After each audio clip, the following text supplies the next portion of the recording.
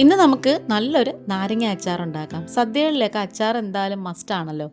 അപ്പോൾ പുതിയൊരു വീഡിയോയിലേക്ക് എല്ലാ കൂട്ടുകാർക്കും സ്വാഗതം. വീഡിയോ സ്കിപ്പ് ചെയ്യാതെ ഫുള്ള് കാണണം. ഇഷ്ടപ്പെട്ട ചാനലൊന്ന് ലൈക്ക് ചെയ്യും, ഷെയർ ചെയ്യും, കമൻറ്റ് ചെയ്യും, സബ്സ്ക്രൈബ് ചെയ്ത് സപ്പോർട്ടൂടെ ചെയ്യണേ.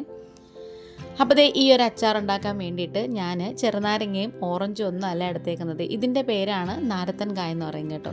നല്ലൊരു മണമാണ്. ഇത് നമുക്ക് കട്ട് ചെയ്തിട്ട് മുളകും കായപ്പൊടി ഉപ്പും ഒക്കെ പുരട്ടിയിട്ട് നല്ല വെയിലുള്ള സമയത്ത് നമുക്ക് ഉണക്കി വെച്ചാൽ പഴങ്കഞ്ഞിയും കഞ്ഞിയും കുടിക്കാനും ഒക്കെ നല്ലതാണ്.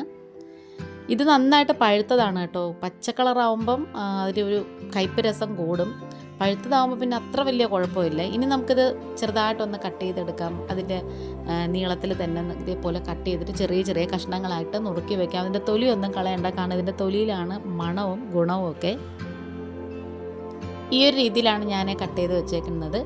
ആവശ്യത്തിനുള്ള ഉപ്പും കൂടി ചേർത്ത് കൊടുക്കാം. ഉപ്പ് കുറച്ച് കൂടുതൽ തന്നെ ചേർക്കണം, കാരണം നാരങ്ങയുടെ തൊലിക്ക് കയ്പുള്ളതുകൊണ്ട് കുറച്ച് കൂടുതൽ തന്നെ നമ്മളിതിനകത്ത് ഉപ്പ് ചേർക്കണം. ഒരു 2 മണിക്കൂർ ഇത് ഉപ്പ് പിടിക്കാനായിട്ട് നമുക്കങ്ങ് മാറ്റി വെച്ചേക്കാമേ. അത്രയും സമയം കഴിഞ്ഞപ്പോൾ തന്നെ ആ ഒരു ഉപ്പും പിന്നെ നാരങ്ങയുടെ ചാറും ഒക്കെ നല്ലോണം ചേർന്ന് ഉരുകി ഇങ്ങനെ നല്ല ലൂസായിട്ട് വന്നിട്ടുണ്ട്. ഇനി നമുക്ക് ഇതിന് ആവശ്യമുള്ളത് ഒരു 10 ചുവന്നുള്ളിയും ഒരു പച്ചമുളകും കൂടി വേണം. നാരങ്ങ അച്ചാറിന് ചുവന്നുള്ളി ചേർക്കുമെന്ന് വെച്ചാൽ ഈ ഒരു അച്ചാറിന് ചുവന്നുള്ളി മസ്റ്റാണ്. സവാള എടുക്കരുത്, ചുവന്നുള്ളി തന്നെ വേണം. ഇനി നമുക്ക് കടായിലേക്ക് 1 ടേബിൾ സ്പൂൺ നല്ലെണ്ണ ഒഴിച്ചു കൊടുക്കാം. എണ്ണയൊക്കെ നന്നായിട്ട് ചൂടായിട്ട് വരുമ്പം 1/4 ടീസ്പൂണ് കടുക് ചേർത്ത് കൊടുക്കാം. ഇനി കടുക് നന്നായിട്ടൊന്ന് പൊട്ടി വരുമ്പോഴത്തേക്ക് നമുക്കിതിലേക്ക് ചേർത്ത് കൊടുക്കേണ്ടത് വറ്റൽമുളകാണ്. 1 മുളക് ചേർത്ത് കൊടുത്തിട്ടുണ്ട്, 2ആയിട്ട് മുറിച്ചിട്ട്.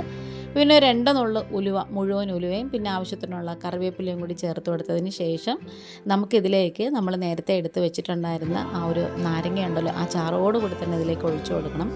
പിന്നെ നമുക്കിതിലേക്ക് ചേർത്ത് കൊടുക്കേണ്ടത് നമ്മൾ നേരത്തെ കട്ട് ചെയ്ത് വെച്ചിട്ടുള്ള ആ ഒരു ചുവന്നുള്ളിയും അതുപോലെ തന്നെ പച്ചമുളകുമാണ്. ശരിക്കും പറഞ്ഞാൽ ഈ ഒരു നാരത്തങ്ക എന്ന് പറയുന്നത് തമിഴ്നാട്ടിൽ സദ്യയിലൊക്കെ വിളമ്പുന്ന ഒരു അടിപൊളി ഐറ്റമാണ് കേട്ടോ. ഈ ഒരു വീഡിയോ കണ്ടുകൊണ്ടിരിക്കുന്ന സമയത്ത് ചാനൽ നിങ്ങൾക്ക് ഇഷ്ടപ്പെടുകയാണെന്നുണ്ടെങ്കിൽ പ്ലീസ് ഒന്ന് ലൈക്ക് ചെയ്യും, ഷെയർ ചെയ്യും, കമൻറ്റ് ചെയ്യും, സബ്സ്ക്രൈബ് ചെയ്ത് സപ്പോർട്ടോടെ ചെയ്യണേ. ആദ്യമായിട്ട് കാണുന്ന കൂട്ടുകാരെങ്കിലും ഉണ്ടെങ്കിൽ ആ ഒരു ബെല്ലൈക്കണം സബ്സ്ക്രൈബ് ബട്ടണൊക്കെ പ്രസ് ചെയ്തിട്ട് അതിൽ ഓൾ എന്ന ഓപ്ഷനും കൂടി കൊടുക്കണം.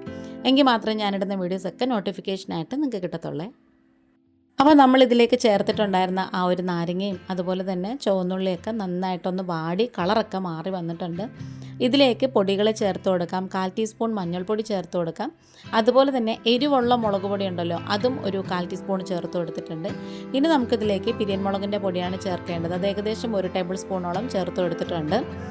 ഇനി ഈ പൊടികളുടെയൊക്കെ കുത്തൽ മാറുന്നത് വരെ നന്നായിട്ടൊന്ന് മൂപ്പിച്ച് കൊടുക്കണം. ഇതിലേക്ക് ഉലുവാപ്പൊടി ചേർത്തിട്ടില്ല, കാരണം മുഴുവൻ ഉലുവ ചേർത്തതുകൊണ്ട് തന്നെ ഉലുവാപ്പൊടി ചേർത്തിട്ടില്ല.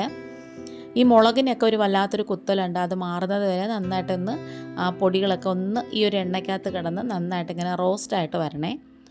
ആ ഒരു സമയം കൊണ്ട് ഞാനിവിടെ കുറച്ച് കായം ഒന്ന് എണ്ണയിലൊന്ന് ചെറുതായിട്ട് മൂപ്പിച്ചതിന് ശേഷം വെള്ളത്തിൽ തിളപ്പിച്ച് വെച്ചിട്ടുണ്ടായിരുന്നേ. അപ്പോൾ കായപ്പൊടി എൻ്റെ കയ്യിൽ തീർന്നു പോയതുകൊണ്ടാണ് ഞാൻ ആ കട്ടക്കായം അങ്ങനെ ചെയ്തത്. ഇനി നമുക്ക് ആ വെള്ളത്തോട് കൂടി തന്നെ ഇതിലേക്ക് അങ്ങ് ഒഴിച്ചു കൊടുക്കാം. അതുപോലെ തന്നെ കുറച്ച് തിളച്ച വെള്ളവും കൂടി ഒഴിച്ചു കൊടുക്കുകയാണ്, കാരണം ഈ നാരങ്ങയുടെ തൊലിയൊക്കെ നന്നായിട്ട് വെന്ത് കിട്ടാനുണ്ട്. എപ്പോഴും നമ്മൾ അച്ചാറുണ്ടാക്കുമ്പം ഇൻ കേസ് നമുക്ക് വെള്ളത്തിൻ്റെ ആവശ്യം വരികയാണെന്നുണ്ടെങ്കിൽ ഒരിക്കലും പച്ചവെള്ളം ചേർക്കരുത്, വെള്ളം ചൂടാക്കി തന്നെ ചേർത്ത് കൊടുക്കണം. ഇനി നമുക്ക് ഒരു ചെറുനാരങ്ങ വലിപ്പത്തിലുള്ള വാളംപുളി ഉണ്ടല്ലോ, അത് കുതിർത്ത് വെച്ചിട്ട് ചൂടുവെള്ളത്തിൽ കുതിർക്കാൻ വെച്ചിട്ടുണ്ടായിരുന്നു. നന്നായിട്ട് പിഴിഞ്ഞതിന് ശേഷം ആ ഒരു പുളിയും കൂടി ഇതിലേക്ക് അങ്ങ് ഒഴിച്ചു കൊടുക്കാം. ഈ നാരങ്ങയ്ക്ക് കയ്പ്പ് രസം തൊലിക്ക് കൂടുതലായതുകൊണ്ട് തന്നെ നമ്മൾ പുളിയും അതുപോലെ തന്നെ എരിവും ഉപ്പും ഒക്കെ കുറച്ച് കൂടുതൽ തന്നെ നമ്മൾ നോർമലായിട്ടുള്ള അച്ചാറിന് ചേർക്കുന്നതിനേക്കാളും കുറച്ച് കൂടുതലായിട്ട് തന്നെ ചേർത്ത് കൊടുക്കണം. അപ്പോൾ ഇത്രയും വെള്ളം കൂടിപ്പോയെന്നൊന്നും വിചാരിക്കേണ്ട, ഇത് നന്നായിട്ടൊന്ന് കുറഞ്ഞ് വരണം.